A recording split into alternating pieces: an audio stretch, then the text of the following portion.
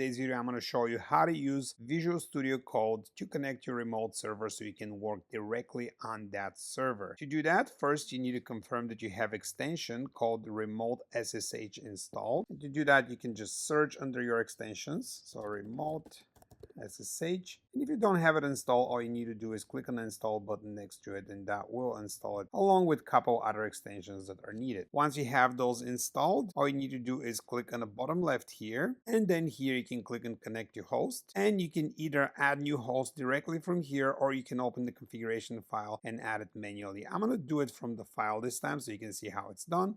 So I'm going to go and click on configure SSH host.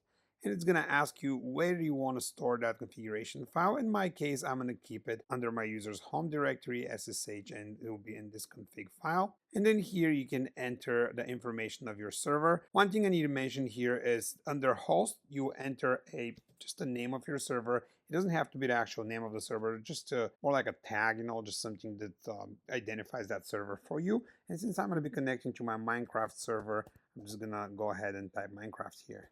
And then under host name is where you need to enter your IP. I know it sounds a little weird, but that's how it is. So host will be the name and host name will be the IP. So 192.168.0.222 is the IP of my server. And then user will be the user you'll be connecting with. So in my case, that will be user Debian.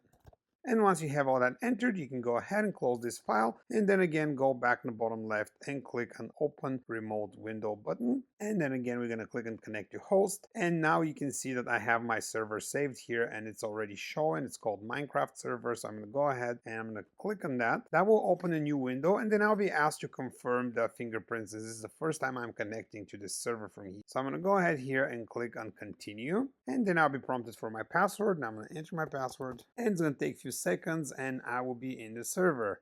Then from here, I'm going to go close this welcome tab, and I'm going to click on this Explorer here and then open folder. And from here, you can select the folder that you want to connect to. Now, one thing to remember, since you're connecting to a remote server, you can only get into folder that your users have access to. So in my case, I'm just going to go into my user's home folder. So I'm going to go ahead and click OK. And once I'm in, I can see all the files that are in that directory, and I can just access them, and they will show in my Visual Studio Code, and I can work on them directly on that server. Now, one thing that I want to mention here to you is that if you're using plugins, so let's say you're a PHP or a Python developer, and you're using some extensions here that you have installed on your local machine, you may have to install some of those on the server. Like for example, if you look here, I have all these Python extensions like Docker, Bash ID. These are all grayed out here, and that's because they're installed on my local machine, but they're not installed on that remote server. So if you see this little tab here where it says SSH Minecraft, this is what's installed on my server. So if, for example, I'm going to be working on a Python code